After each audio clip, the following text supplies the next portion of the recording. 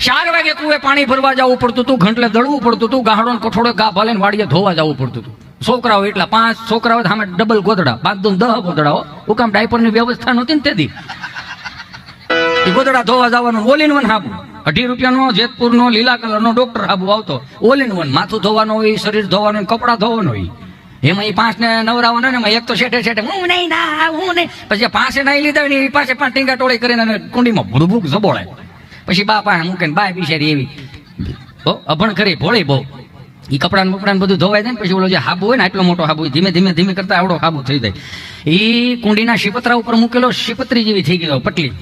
બા બિચારી છોકરા નામ કરીને વાહો કરતી હોય, પાણી નાખતી જતી હોય, વાહો કરતી જતી હોય. બિચારી બાને ન ખબર હોય કે હાબુમાં 3-4 કાંકરી છોટી ગઈ. બા પછી ઢવડી નવરાવે. બોલો એ નાયા પછી ભરોળા થઈ ગયેલા ઈ નહીં. અને ઓલો રાડ ને કાળો એ નથી બાકી બાને ન ખબર ભરોળા પડે એનું રોવે.